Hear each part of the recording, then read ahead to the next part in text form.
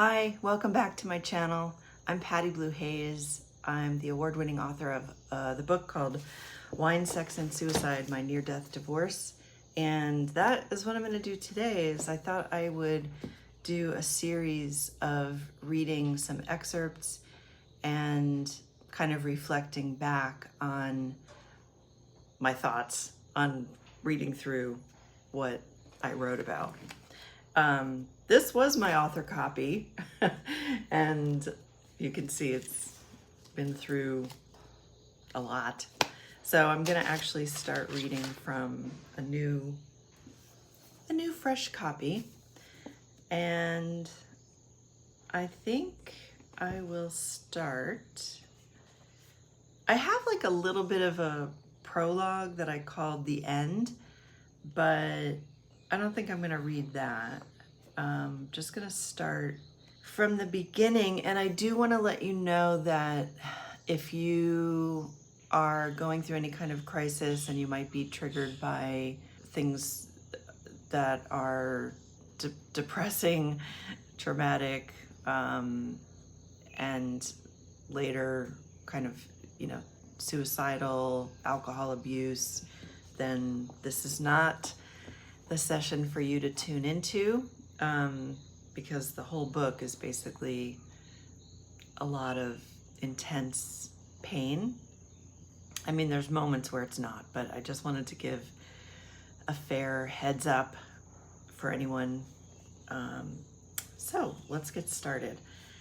It's the journal. This is a journal that I chronicled pretty much like hours after my ex had informed me that he didn't want to be married anymore, and then confessed to multiple affairs.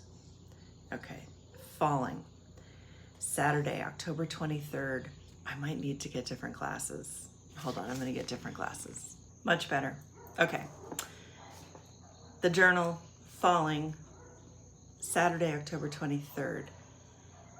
I don't know how I'm going to survive this loss. I wonder if he felt any remorse as he heard the bride and groom exchange their vows, knowing how he violated his. I loved being his wife. That was my identity. How do I become another self? I'm 46 and unsure of who I am or what my purpose or value is. How will I stay sane through this? I can't believe we'll never sleep in the same bed together again. Our feet will no longer touch at the middle point on the mattress. Our breathing will no longer syncopate with my arms wrapped around him, my head resting on his chest. Our last sex was in a hotel room in Montreal. How am I going to adjust to this? We've never been apart for more than 5 days, and now I face the rest of my life without him. I'm exhausted from traveling, but my mind is racing and scattered as I search the internet for support groups, advice, and solace. This new landscape is barren and cold, and I don't know where to look for signs of life. I've heard divorce is like a death. I've lost many loved ones to death in my 46 years, but this feels different. This is my death. Sunday, October 24th. My hands were shaking as I opened a thank you note for a birthday gift I'd sent our youngest niece.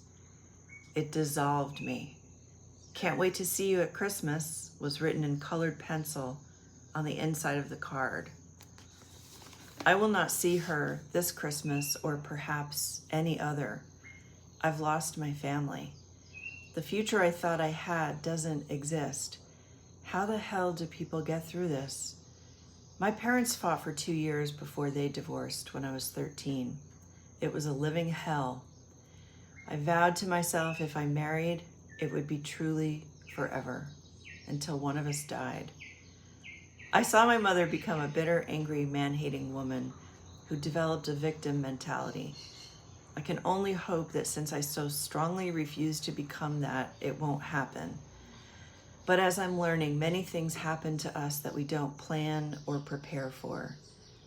Sometimes we have the best intentions, but our habits, character flaws, and human frailties bring us to a destination we hadn't set our sights on.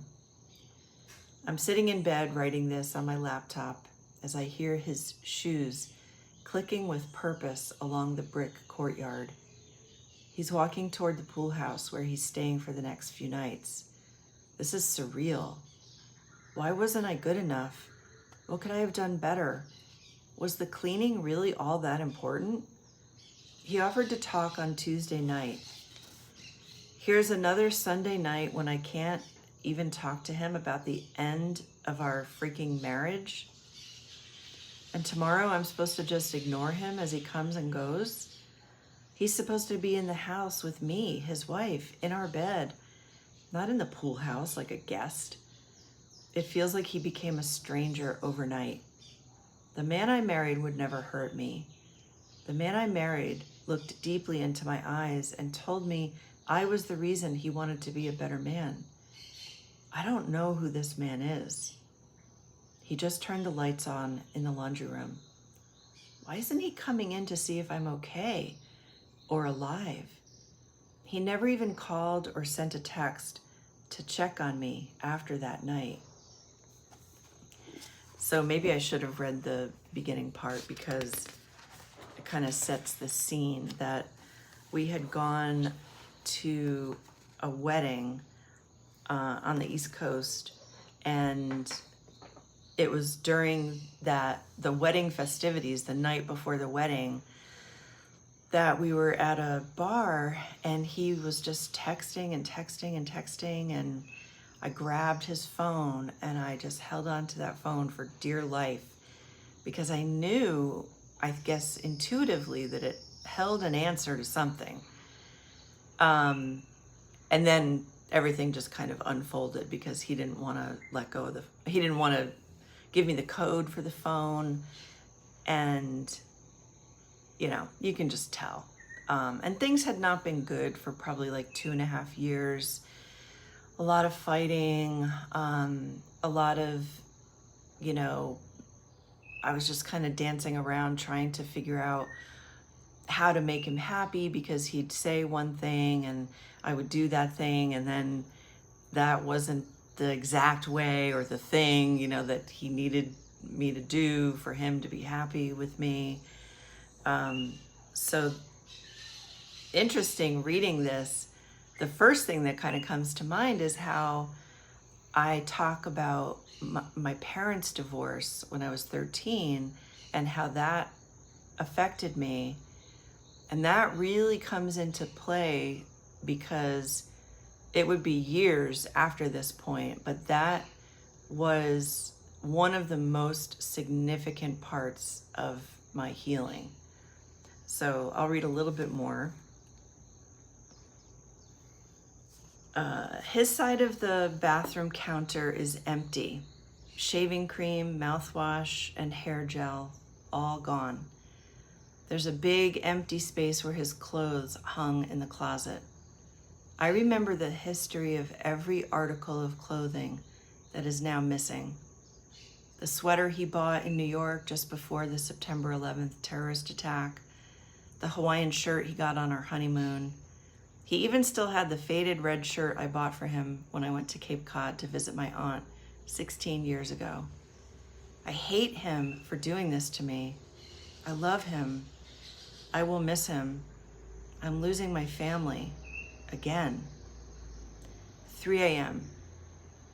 I can't sleep.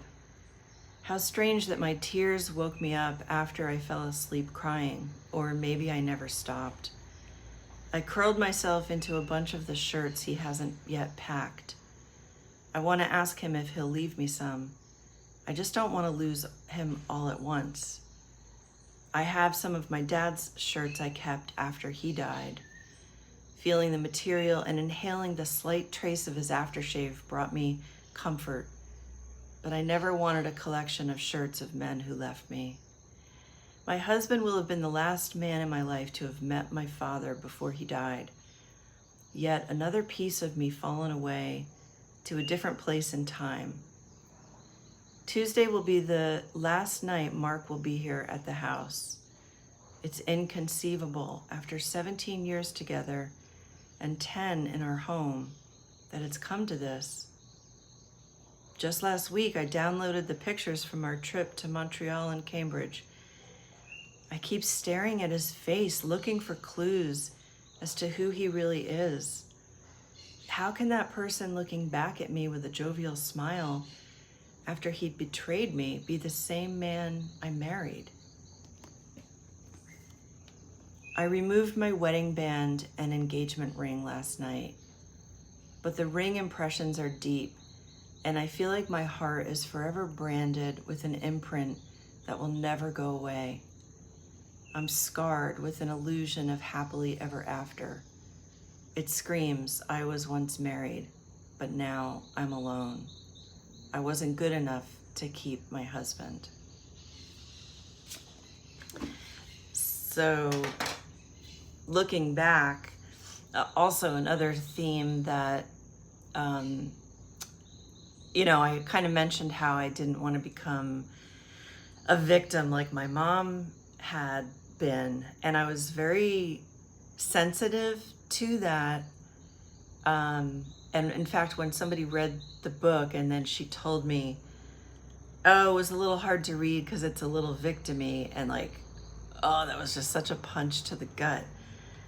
But I was in victim mentality because I didn't believe that I had control over my life. I wasn't, for years, I had built this way of being. And so that's not going to change overnight. But when I compare myself today with that person, it's so clear to see that I was in victim mode, feeling like I didn't have any control over my life, feeling like things were happening to me. One lesson I've learned and could be helpful for you is just to shift your language and say that life happens for you. So I went from thinking life, what is all this happening to me for, to thinking life is happening for me. It's happening for me to learn, to grow, to change, to take those opportunities to do that or not, right? Many people still stay in that victim mentality, and they choose to stay in there because that's easy. It's easy to blame circumstances and externals. It's hard to go within. It's hard to take a look at ourselves and to take ownership and to really do the hard soul-searching work that it takes to make changes. So that's it for this reading. I will see you on the next one. I'm gonna probably not do just completely chronological, but I'll just probably skip a few pages and then read another section. So I'll see you next time. Thanks for watching, and subscribe if you would like to be notified when the next video comes out.